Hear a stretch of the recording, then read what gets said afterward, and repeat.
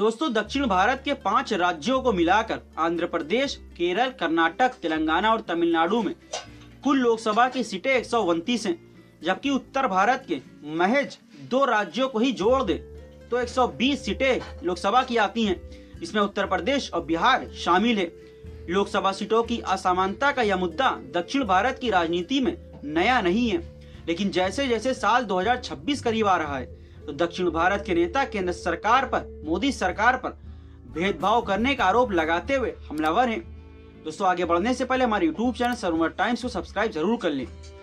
बुधवार को इन आरोपों पर केंद्रीय गृह मंत्री अमित शाह ने बयान दिया। अमित शाह ने तमिलनाडु के कोयम्बटूर में कहा, मोदी सरकार ने लोकसभा में स्पष्ट किया है कि परिसीमन के बाद प्रो रेटा यानी अनुपातिक आधार के हिसाब से दक्षिण के एक भी राज्य का एक भी सीट लोकसभा कम नहीं होगी। इस दौरान अमित शाह ने निशाने पर तमिलनाडु के मुख्यमंत्री एम के स्टालिन को लिया। 25 फरवरी को तमिलनाडु मंत्रिमंडल की बैठक हुई। इसके बाद मुख्यमंत्री स्टालिन ने मीडिया को संबोधित किया। उन्होंने कहा कि परिसीमन के नाम पर दक्षिण के राज्यों के ऊपर तलवार लटक रही है। मीडिया से बातचीत में ही स्टालिन की शुरुआती शब्द जो थे, उनका कहना था कि परिसीमन राजनीतिक चाल है और इससे संसद में दक्षिणी राज्यों का प्रतिनिधित्व घट जाएगा। स्टालिन ने कहा कि अगर देश भर में मौजूदा आबादी के आधार पर निर्वाचन क्षेत्रों का बंटवारा किया जाए तो ऐसी स्थिति होगी कि तमिलनाडु को 8 लोकसभा सीटें गंवानी पड़ेंगी।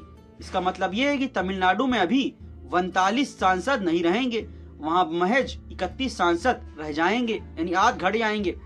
अब स्टालिन ने 5 मार्च को राज्य की राजनीतिक पार्टियों की सर्वदलीय बैठक बुलाई है। तमिलनाडु भाजपा अध्यक्ष के अन्नामलई ने इसे सीएम स्टालिन का ड्रामा बताया। मीडिया से बातचीत में अन्नामलई ने कहा, स्टालिन जी हर दिन एक नया झूठ बोलते हैं। सर्वदलीय बैठक बुलाकर एम के स्टालिन ड्रामा कर रहे हैं। किसने कहा कि जनसंख्या के आधार पर परिसीमन होगा। अब बड़ा सवाल ये है कि दक्षिण भारत के राज्यों की चिंताएं क्यों बढ़ रही हैं। दोस्तों, राष्ट्रीय स्तर पर जब भी परिसीमन की चर्चा होती है तो राज्यों में लोकसभा सीटों की संख्या और जनसंख्या का जिक्र जरूर होता है। आखिरी बार साल 2021 में जनगणना हुई थी। हर 10 साल पर होने वाली जनगणना बीते 2021 में होनी थी, लेकिन उस टाइम पेंडेमिक का समय चल रहा था और इसे तब से लेकर अभी तक लगातार टाला जा रहा है। अपने भाषण में अमित शाह ने कहा कि निर्वाचन क्षेत्रों का पुनर्निर्धारण अनुपातिक आधार यानी प्रो रेटा पर किया जाएगा और सीटों की बढ़ोतरी में दक्षिण के राज्यों को उचित हिस्सा मिलेगा। प्रो रेटा या अनुपातिक आधार शब्द का इस्तेमाल किसी भी चीज के एक समान वितरण के लिए किया जाता है। वहीं डीएमके पार्टी ने गृह मंत्री अमित शाह के आश्वासन को भ्रमित करने वाला बताया। डीएमके के सांसद ए राजा ने कहा, इस प्रश्न पर कोई स्पष्ट उत्तर नहीं दिया गया है कि अनुपातित आधार यानी प्रो रेटा मौजूदा निर्वाचन क्षेत्रों की संख्या पर होगा या जनसंख्या के आधार पर निर्धारित किया जाएगा। अगर संसद सदस्यों की संख्या बढ़ाई जानी है तो यह संसद सदस्यों के वर्तमान संख्या के आधार पर होनी चाहिए, वाजिब है। ए राजा की बात को कर्नाटक के मुख्यमंत्री सिद्धारमैया ने भी दोहराया है। तमिलनाडु समेत दक्षिण के राज्यों की शिकायत यही रहती है कि उन्हें केंद्र सरकार की जनसंख्या नियंत्रण नीति को सही से लागू करने और आकांक्षित लक्ष्यों को हासिल करने की सजा दी जाती है। कर्नाटक में कांग्रेस नेता और मल्लिकार्जुन खड़गे के बेटे मंत्री प्रियांक खड़गे ने कहा कि अगर सिर्फ जनसंख्या के आधार पर परिसीमन होता है तो दक्षिण के लोगों को अच्छी नागरिक होने की सजा दी जाएगी। वहीं संविधान के अनुच्छेद 81(2) में कहा गया है कि किसी राज्य की जनसंख्या और राज्य के संसद सदस्यों की संख्या के बीच का अनुपात सभी राज्यों के लिए समान है। इसलिए अधिक जनसंख्या वाले राज्यों में ज्यादा सांसद हैं और कम जनसंख्या वाले राज्यों में कम सांसद हैं। भारत में की गई आखिरी जनगणना दोस्तों 2021 के मुताबिक केवल 5 राज्य उत्तर प्रदेश, महाराष्ट्र, बिहार, पश्चिम बंगाल और मध्य प्रदेश को मिला दिया जाए तो ये भारत की आधी आबादी जनसंख्या या 48.6% का वाले लोगों का प्रतिनिधित्व करते हैं, यानी देश की आधी आबादी का नेतृत्व करते हैं। इसलिए यदि जनसंख्या के आधार पर सीटें बढ़ाई जाए तो भारत की आधी लोकसभा सीटें इन 5 राज्यों में होंगी। इन राज्यों की तुलना में दक्षिण के राज्य की सीटों के लिहाज से पीछे रहेंगे क्योंकि वहां जनसंख्या कम है। पिछले साल अक्टूबर में नेशनल डेमोक्रेटिक अलायंस यानी एनडीए के सदस्य और आंध्र प्रदेश के मुख्यमंत्री चंद्रबाबू नायडू ने राज्य की घटती प्रजनन दर को लेकर चिंता जाहिर की थी और लोगों से ज्यादा बच्चा पैदा करने की भी अपील की थी, बात कही थी। इसके 2 दिन बाद तमिलनाडु के सीएम MK स्टालिन भी ये पूछने लगे कि हमें 16 बच्चे पैदा करने के बारे में क्यों नहीं सोचना चाहिए। तब उन दोनों नेताओं के बयानों को आगामी परिसीमन से जोड़कर देखा गया था। दोस्तों, अब दूसरा बड़ा सवाल है कि अभी परिसीमन की चर्चा क्यों हो रही है, इसको समझिए। दोस्तों, परिसीमन एक संवैधानिक प्रक्रिया है जिसे हर बार जनगणना के बाद किया जाता है। जनगणना के बाद ही पता चलता है कि चुनाव निर्वाचन क्षेत्र की आबादी कितनी है और उसके आधार पर चुनाव निर्वाचन क्षेत्रों यानी लोकसभा और विधानसभा में बदलाव किया जाता है।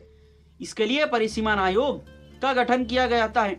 अब तक भारत में 4 बार 1952, 1963, 1973 और 2002 में इस आयोग का गठन किया जा चुका है।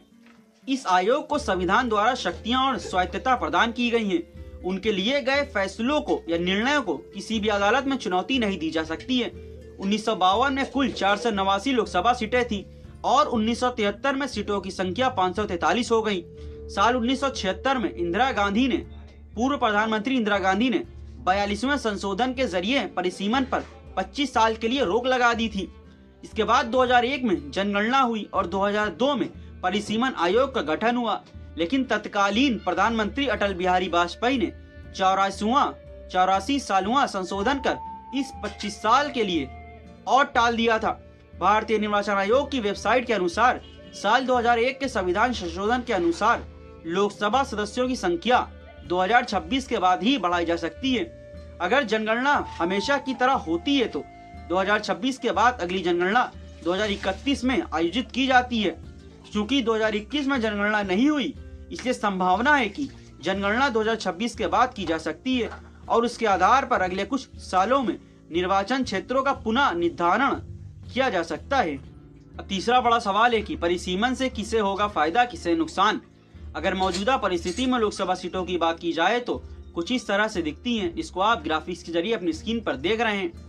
दोस्तों, उत्तर प्रदेश में 80 लोकसभा सीटें आती हैं, तो बिहार की बात करें तो वहाँ 40 लोकसभा सीटें आती हैं। अब चलते तमिलनाडु दक्षिण की तरफ, वहाँ 39 लोकसभा सीटें आती हैं। बढ़ते हैं कर्नाटक की तरफ तो वहाँ 28 लोकसभा सीटें आती हैं। उधर आंध्र प्रदेश में 25 लोकसभा सीटें आती हैं। दोस्तों, अतीत में कुछ मौकों पर संसद में सीटों की संख्या बढ़ने के संकेत मिले हैं। जब नए संसद भवन की घोषणा की गई थी तब कहा गया था कि भविष्य को ध्यान में रखते हुए नए संसद का निर्माण अतिरिक्त सीटों के साथ किया जाएगा। इसलिए लोकसभा में 888 सीटें और राज्यसभा में 384 सीटों की व्यवस्था की गई है। भारतीय संसद के नए भवन का उद्घाटन समारोह 28 मई 2023 को आयोजित किया गया था। तब प्रधानमंत्री नरेंद्र मोदी ने कहा कि भविष्य में हम इस संसद की कुछ सीटों और सांसदों की संख्या में वृद्धि देखेंगे, इसलिए नई संसद का निर्माण समय की मांग थी। 2019 में शोधकर्ता मिलन वैष्णव और जेमी हिंडसन ने भारत के प्रतिनिधित्व का उभरता संकट शीर्षक से एक लेख लिखा था। इसको समझिए। इस लेख में बताया गया था कि अगर लोकसभा सीटों की संख्या नहीं बदलती है तो 2026 में तमिलनाडु में 31 सीटें, आंध्र प्रदेश और तेलंगाना में मिलाकर 34 सीटें और केरल में 12 सीटें होंगी। इसके उलट उत्तर प्रदेश में 91 सीटें, बिहार में 50 सीटें, राजस्थान में 31 सीटें और मध्य प्रदेश में 33 सीटें होंगी। इसका मतलब ये है कि मौजूदा सीटों की तुलना में दक्षिणी राज्यों तमिलनाडु, आंध्र प्रदेश, तेलंगाना और केरल को 24 सीटों का नुकसान होगा। वहीं बिहार, उत्तर प्रदेश, मध्य प्रदेश और राजस्थान को कुल मिलाकर 31 सीटें ज्यादा मिलेंगी। यानी मोदी सरकार को सीधा सीधा फायदा मिलेगा। लेख के मुताबिक अगर सीटों की संख्या जनसंख्या वृद्धि के अनुपात में बांटी जाती है तो लोकसभा सदस्यों की संख्या बढ़कर 848 हो जाएगी। इसके बाद उत्तर प्रदेश में कुल 143, बिहार में 79 और मध्य प्रदेश में 52 और पश्चिम बंगाल में 60 सीटें होंगी। वहीं तमिलनाडु में 49, आंध्र प्रदेश और तेलंगाना में मिलाकर 54 और केरल में 20 सीटें होंगी। यानी जनसंख्या के आधार पर दक्षिण के राज्यों में सीटें बढ़ेंगी, लेकिन उत्तर प्रदेश की तुलना में यह आधी से भी कम होंगी। दोस्तों, अब आखिरी बड़ा सवाल है कि क्या है इसका समाधान। दोस्तों, साल 2022 में पश्चिम बंगाल के पूर्व राज्यपाल गोपाल कृष्ण गांधी ने द हिंदू के लिए लिखे लेख में परिसीमन की चुनौतियों और समाधान का जिक्र किया था। गोपाल कृष्ण गांधी का कहना है कि फिलहाल भारत के सामने 2 विकल्प हैं। पहला, हम एक बार फिर जनसंख्या स्थिरीकरण के लिए दिशा में आगे बढ़े, इस बार किसी निश्चित समय तक नहीं बल्कि तब तक जब तक सभी राज्य जनसंख्या स्थिरीकरण हासिल नहीं कर लेते हैं।